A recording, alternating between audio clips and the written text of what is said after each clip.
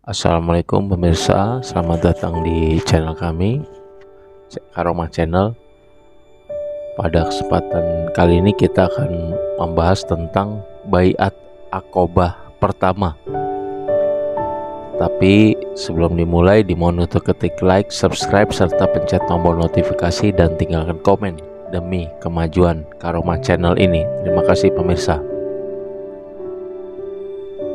Pada pembahasan sebelumnya telah kami singgung perihal 6 orang penduduk Yasrib yang telah masuk Islam pada musim haji tahun 11 kenabian dan berjanji kepada Rasulullah SAW untuk menyampaikan risalah beliau kepada kaum mereka. Dari hasil itu ternyata pada musim haji berikutnya, yaitu tahun 12 kenabian, tepatnya bulan Juli tahun 621 Masehi, datanglah 12 orang laki-laki. Di antaranya ada 5 orang dari 6 orang yang pernah melakukan kontak dengan beliau Shallallahu Alaihi Wasallam pada musim lalu. Sedangkan seorang lagi yang tidak hadir kali ini adalah Jabir bin Abdullah bin Ri'ab. Adapun 7 muka baru lainnya adalah 1. Mu'adz bin Al-Haris ibnu Afra dari Bani An-Najr, suku Khazraj. Zakwan bin Abdul Al-Qais dari Bani Zuraik, suku Khazraj. 3. Ubadah bin As-Samit dari Bani Ghanam, suku Khazraj. 4. Yazid bin Sa'labah, sekutu Bani Ghanam dari suku Khazraj.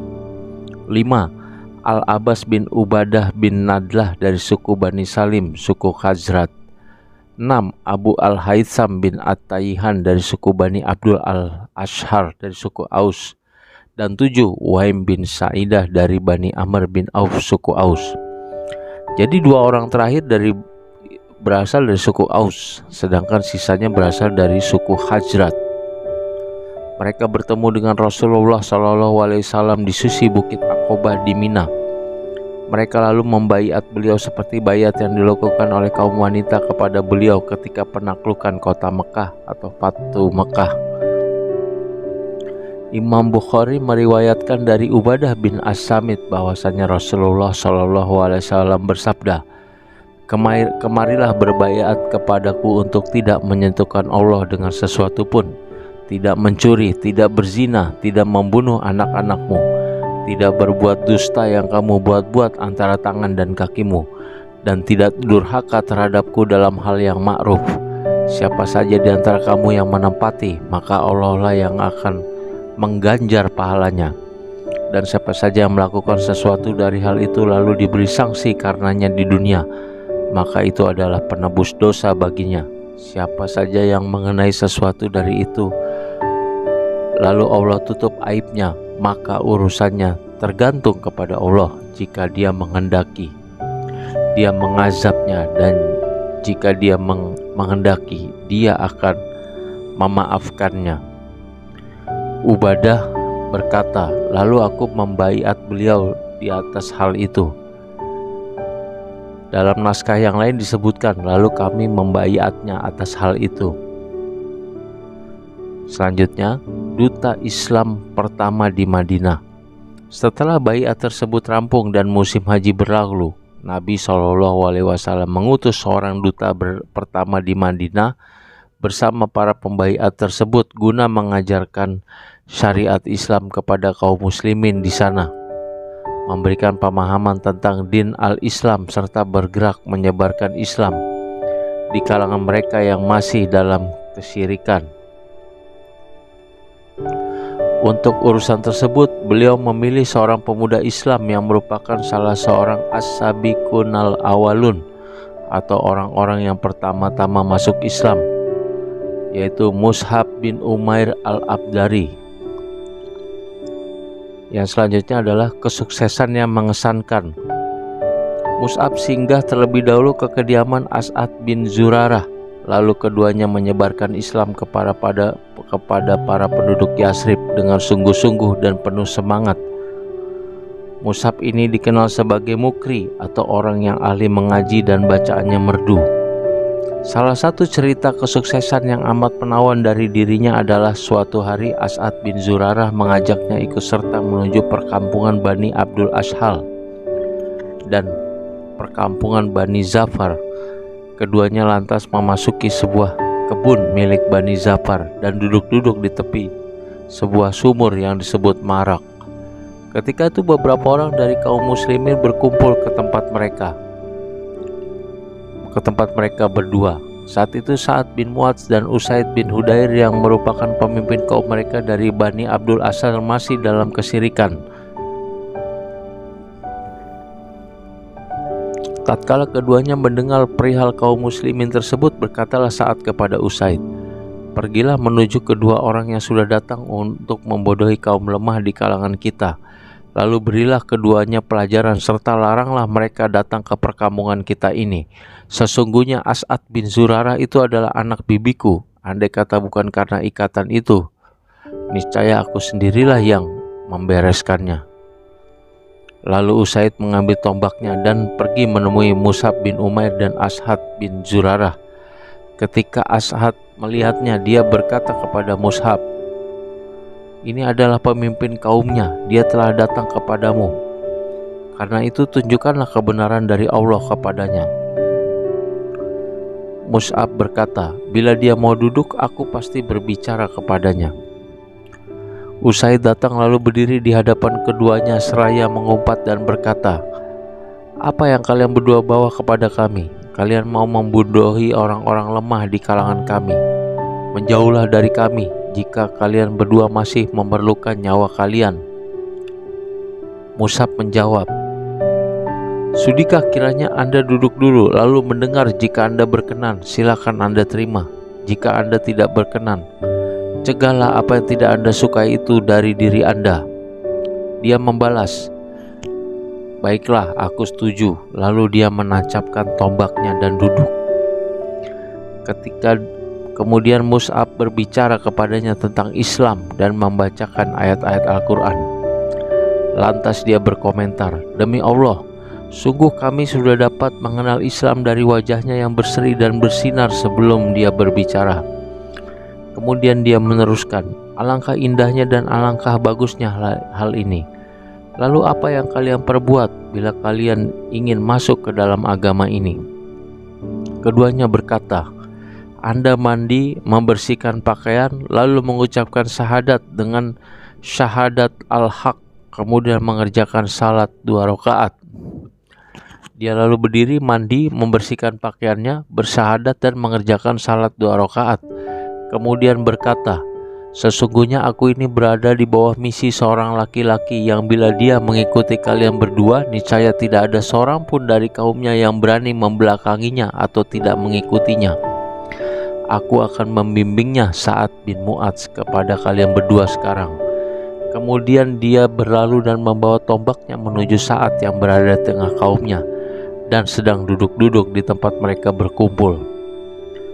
Melihat kedatangan Usaid, Sa'ad berkata, "Aku bersumpah demi Allah, sungguh dia telah datang dengan penampilan yang amat berbeda dengan penampilan sebelum meninggalkan kalian tadi." Tatkala Usaid berdiri di tengah mereka, Sa'ad berkata kepadanya, "Apa gerangan yang telah kau lakukan?" Dia menjawab, "Aku telah berbicara kepada kedua orang tersebut. Demi Allah, aku tidak melihat ada masalah dengan keduanya. Aku telah melarang keduanya. Bahkan keduanya berkata, kami akan melakukan apa yang engkau inginkan. Aku telah diberitahu bahwa Bani Harisah telah pergi menuju As'ad bin Zurarah untuk membunuhnya dengan tujuan mempermalukanmu. Hal ini mereka lakukan karena mereka sudah mengetahui bahwa dia adalah anak bibimu." Saat berdiri dengan penuh emosi mendengar apa yang diceritakan kepadanya, dia lalu mengambil tombaknya dan pergi menyongsong Mus'ab dan As'ad. Maka tatkala dia melihat keduanya dalam kondisi yang tenang-tenang saja, pahamlah dia bahwa Usaid hanya bermaksud agar dirinya mendengarkan sesuatu dari keduanya.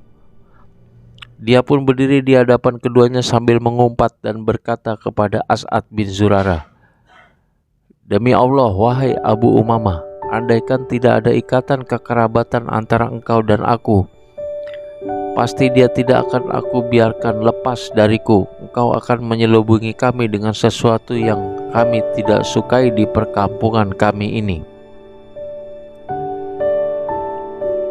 Sebelumnya As'ad telah berkata kepada Mus'ab, demi Allah, telah datang kepadamu seorang pemimpin kaumnya. Jika dia meninggal mengikutimu, maka tidak akan ada seorang pun yang ketinggalan untuk mengikutimu dari mereka. Lalu Mus'ab berkata kepada Sa'ad bin Mu'adz, sudahkah kiranya Anda duduk dulu dan mendengarkan? Jika Anda berkenan, Anda boleh berterima, dan jika Anda tidak berkenan, kami akan menjauhkan darimu apa yang tidak Anda sukai itu.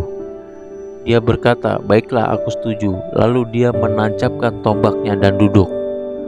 Mus'ab mulai memaparkan kepadanya tentang Islam dan membacakan ayat suci Al-Quran.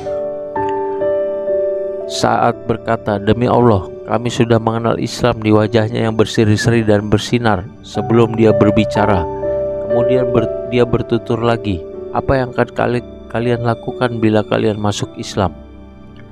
Keduanya menjawab, Anda mandi, membersihkan pakaian, kemudian mengucapkan syahadat dengan syahadat al-haq, kemudian mengerjakan salat 2 rakaat. Maka dia pun melakukan hal itu.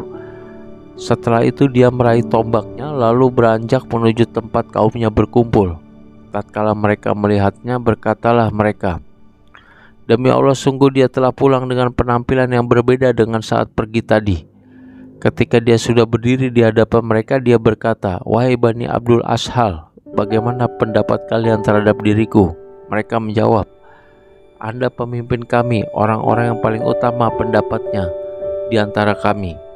Dia berkata lagi, sesungguhnya haram bagiku berbicara kepada kaum laki-laki dan kaum wanita di kalangan kalian hingga kalian beriman kepada Allah dan Rasul-Nya.